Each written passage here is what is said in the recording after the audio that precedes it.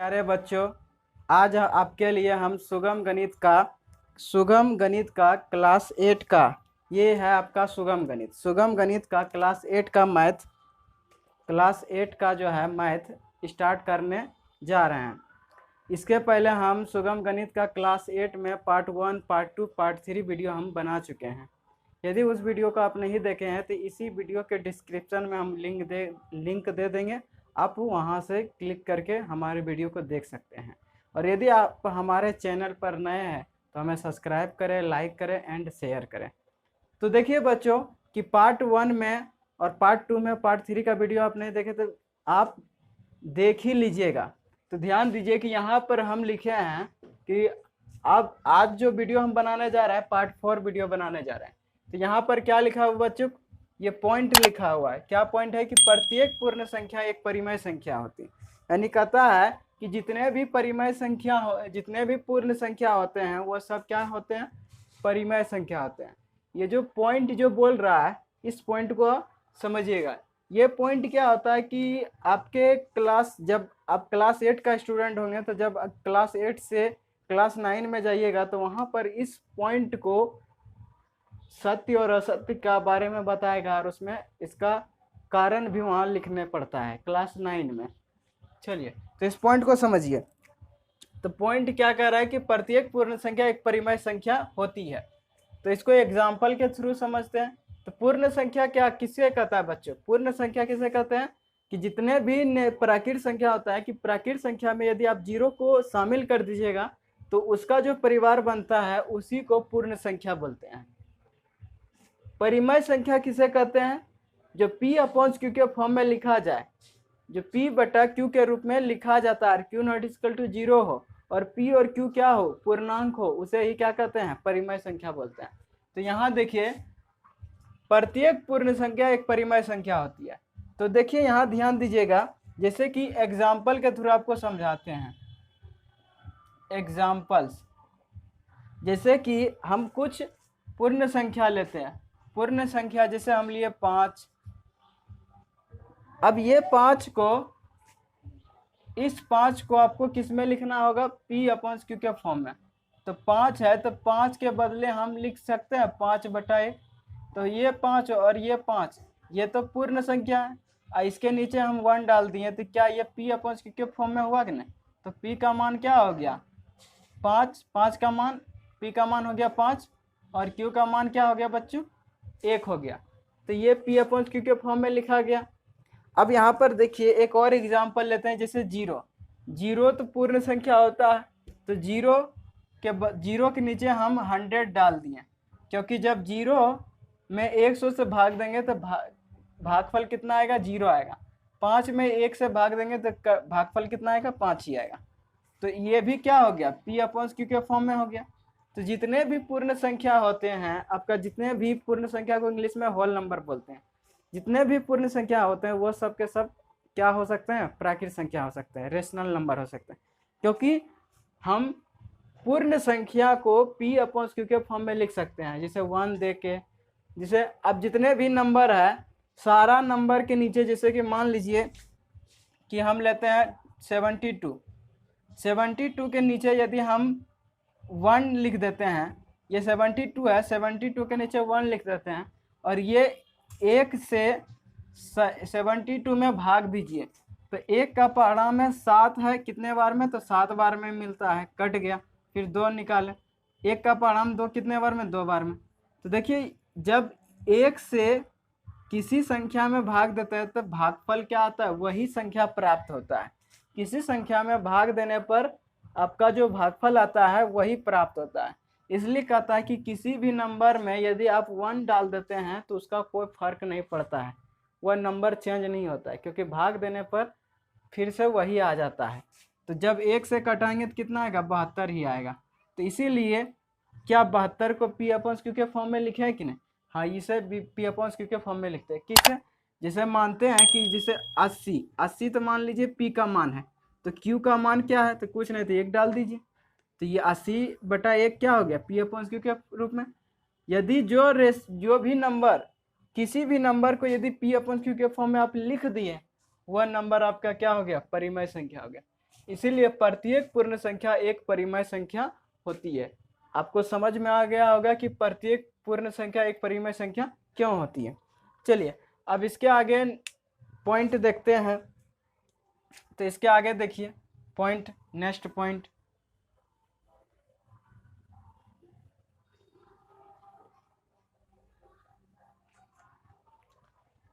तो अगला पॉइंट है बच्चों कि प्रत्येक परिमेय संख्या एक पूर्ण संख्या नहीं होती है। अगला पॉइंट जो है आपका, अगला पॉइंट प्रत्येक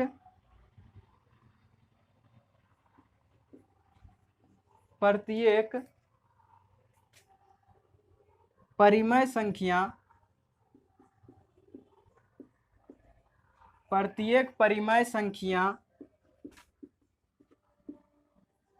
प्रत्येक परिमेय संख्या एक पूर्ण संख्या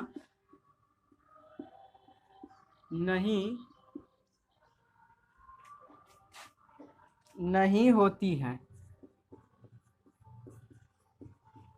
होती है। एग्जाम्पल के अनुसार समझते हैं इसे।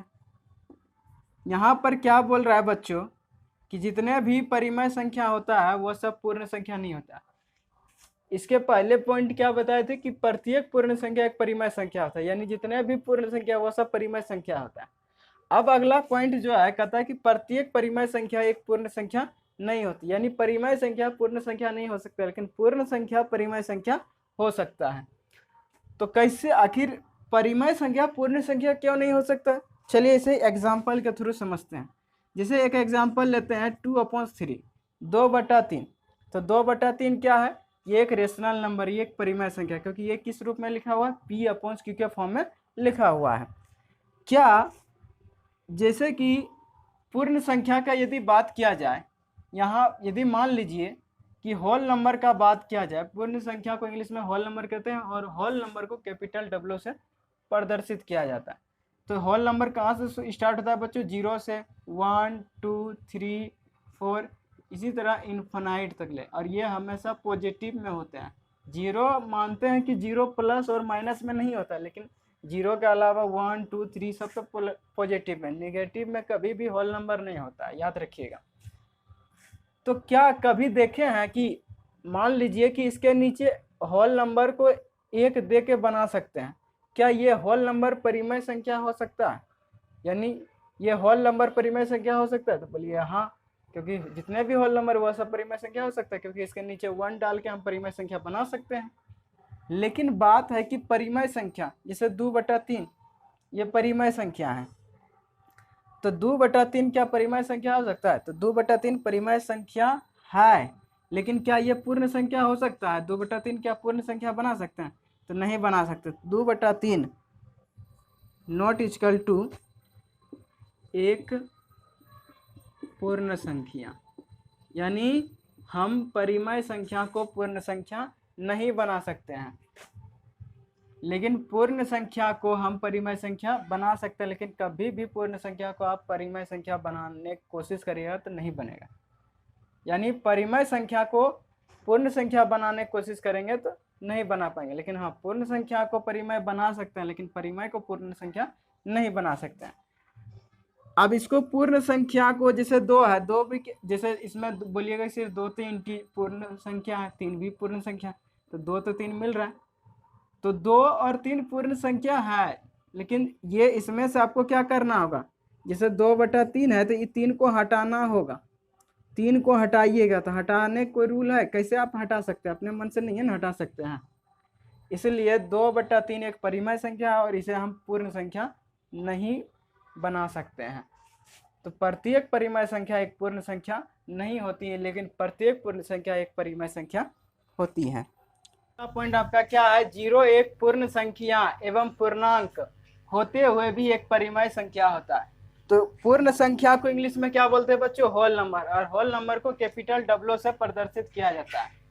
तो होल नंबर कहाँ से शुरू होता है बच्चों? 0 से, 0 1 2 3 4 इन्फिनाइट तक ले, ठीक है, अनंत तक ले। उसके बाद क्या है? पूर्णांक। पूर्णांक को इंग्लिश में क्या बोलते हैं? इंटीजर। तो इंटीजर को कैपिटल I या कैपिटल जेड से प्रदर्शित किया जाता है। तो ये कहाँ से शुरू होता है बच्चों, ये इन्फिनिट -3 -2 -1 -1 0 उसके बाद 1 2 3 इसी तरह चलते जाता है। तो इसमें देखिए यहाँ पर ध्यान दीजिए कि होल नंबर में 0 मिल रहा है, इंटीजर में 0 मिल रहा है, यानी होल नंबर और इंटीजर दोनों में आपका क्या मिल रहा है, 0 मिल रहा है। तो कहता है कि 0 एक पूर्ण संख्या है, क्योंकि होल पूर्ण संख्या में 0 शामिल है और पूर्णांक में भी 0 शामिल है, इसलिए 0 एक पूर्ण संख्या एवं पूर्णांक भी है। और ये 0 एक पूर्ण संख्या और पूर्णांक होते हुए भी क्या है बच्चों, ये आपका एक परिमेय संख्या, ये आपका क्या है, एक परिमेय संख्या है। तो परिमेय संख्या को इंग्लिश में क्या बोलते हैं बच्चों, तो रेशनल नंबर बोलते हैं। और रेशनल नंबर को कैपिटल क्यू से प्रदर्शित किया जाता है। क्या इसमें जो 0 है, क्या 0 को हम P/Q के फॉर्म में लिख सकते हैं, क्योंकि परिमेय संख्या की डिफिनेशन क्या कहता है कि वैसे संख्या को यदि हम P/Q के फॉर्म में लिख देंगे और Q नॉट इक्वल टू 0 होगा तो वह परिमेय संख्या यानी रेशनल नंबर कहलाएगा। तो यहाँ ध्यान दीजिए बच्चों कि 0 को हम P/Q के फॉर्म में लिख सकते हैं, हाँ लिख सकते हैं। इसके नीचे मान लीजिए कि 50 डाल दिए, 50 डाल दिए, और जब 0 में 50 से भाग देंगे तो क्या आएगा, 0 ही आएगा। तो इसीलिए 0 को हम P/Q के फॉर्म में लिख सकते हैं, क्योंकि P का मान क्या हो गया 0 और Q का मान क्या होगा 50। लेकिन Q का मान 0 नहीं होना चाहिए, इसलिए Q नॉट इक्वल टू 0 होता है। तो आपको समझ में आ गया कि 0 एक पूर्ण संख्या एवं पूर्णांक होते हुए भी क्या है बच्चों, एक परिमेय संख्या होते हैं। चलिए अगला पॉइंट क्या है बच्चों, प्रत्येक प्राकृत संख्या एक परिमेय संख्या होता है। तो प्राकृत संख्या को इंग्लिश में नेचुरल नंबर बोलते हैं। नेचुरल नंबर को कैपिटल N से प्रदर्शित किया जाता है। ये कहाँ से शुरू होता है, 1 2 3 4 इसी तरह इनफाइनाइट तक ले सकते हैं। तो नेचुरल नंबर हमेशा पॉजिटिव इंटीजर में लिखा जाता है, धन पूर्णांक में, धनात्मक में लिखा जाता है, प्लस में। अब बोलता है कि प्रत्येक प्राकृत संख्या एक परिमेय संख्या, यानी जितने भी प्राकृत संख्या वो परिमेय संख्या। क्या ये यहाँ पर एग्जाम्पल जितना है ये किसका है, प्राकृत संख्या क्या, इसके नीचे हम 1 डाल दिए, तो 1 डालने पर यदि 1 में भाग देगा तो भागफल कितना आएगा, 1 आएगा। 1 जब 2 में भाग देंगे तो भागफल कितना आएगा, 2 आएगा। 1 जब जो है 1 जब 3 में भाग देगा तो कितना आएगा, 3 ही आएगा। और 4 में जब 1 भाग देगा तो भागफल कितना आएगा, 4 ही आएगा। तो देखते हैं कि इसीलिए किसी भी नेचुरल नंबर में यदि आप 1 डाल देते हैं तो वो किस रूप में आ जाता है, तो P/Q के फॉर्म में आ जाता है, और वह संख्या क्या कहलाता है बच्चों, परिमेय संख्या कहलाता है। इसलिए कहता है कि प्रत्येक प्राकृत संख्या एक परिमेय संख्या होता है। चलिए अब नेक्स्ट पॉइंट क्या कह रहा है बच्चों कि प्रत्येक परिमेय संख्या एक प्राकृत संख्या नहीं होता। तो परिमेय संख्या को कैपिटल Q से प्रदर्शित करते हैं।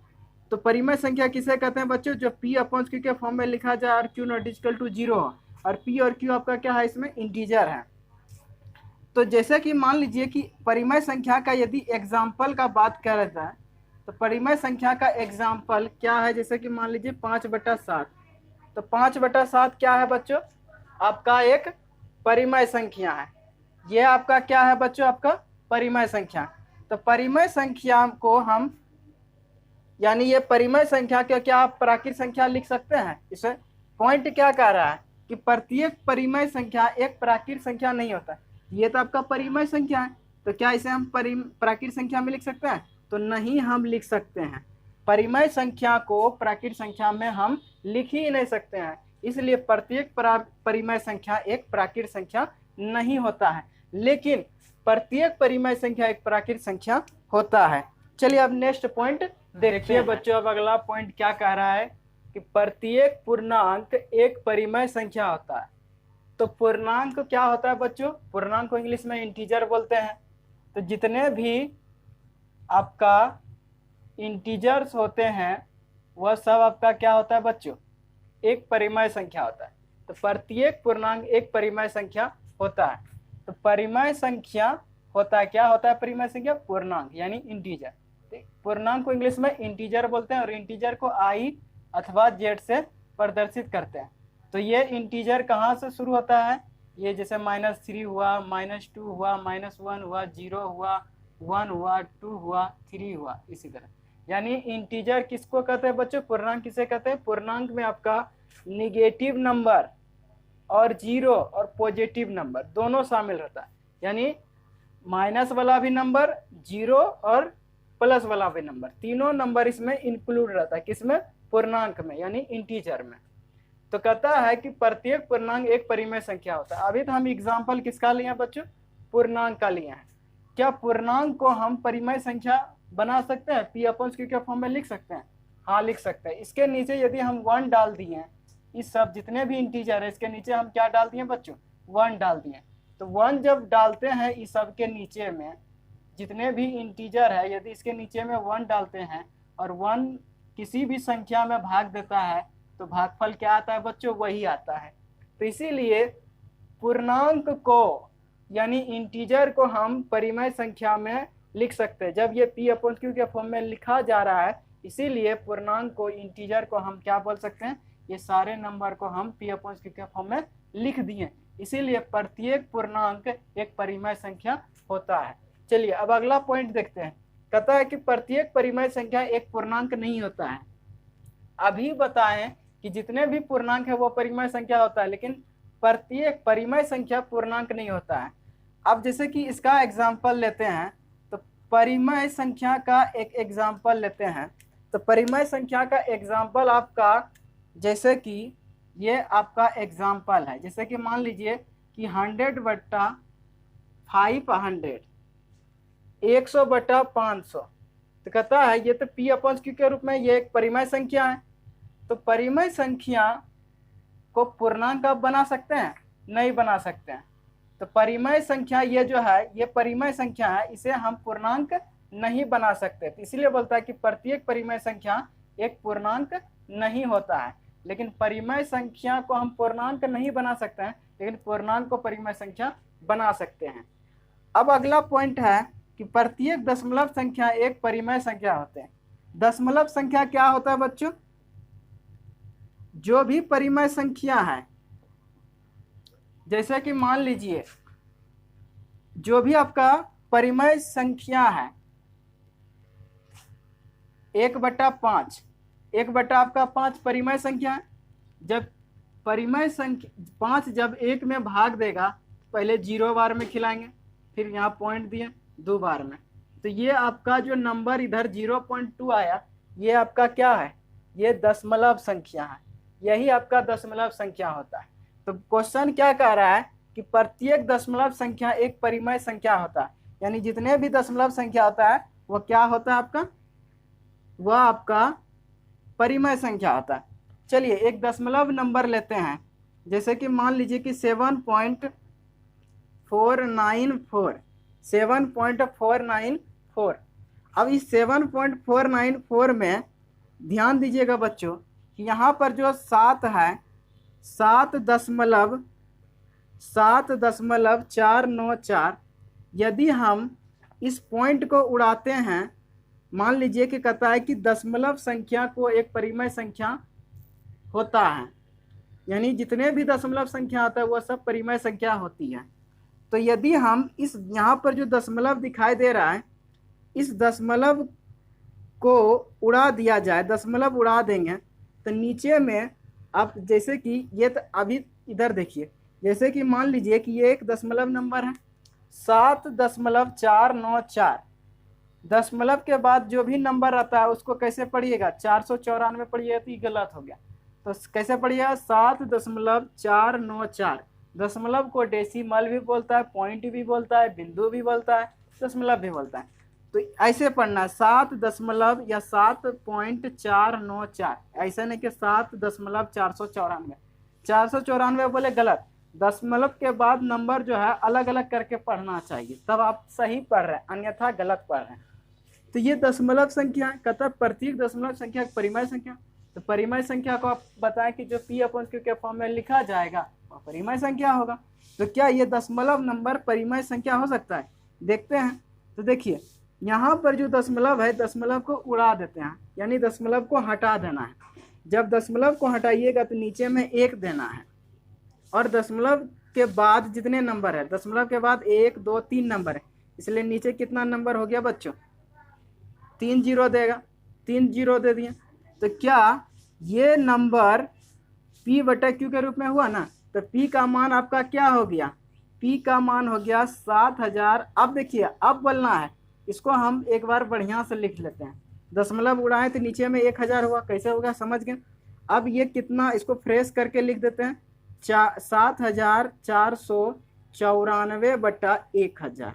अब पढ़ना है इसको, अब आप पढ़ सकते हैं 7494, लेकिन जब दशमलव था, दशमलव के बाद जितने नंबर है उसको अलग अलग करके पढ़ना है, 4 9 4 ऐसे पढ़ना है, इन्हीं के 494 गलत हुआ। दशमलव हटाइएगा तो 1 लिखिएगा, दशमलव के बाद यहाँ कितना नंबर था, 1 2 3 नंबर था, इसलिए 3 जीरो होगा। तो ये 7494 बटा 1000 ये किस रूप में लिखा गया, ये p/q के फॉर्म में लिखा गया। इसलिए जितने भी दशमलव संख्या होते हैं वह सब के सब आपका क्या होते हैं, परिमेय संख्या होते हैं। चलिए एक और एग्जाम्पल लेते हैं, सेकंड एग्जाम्पल जैसे कि 0.004।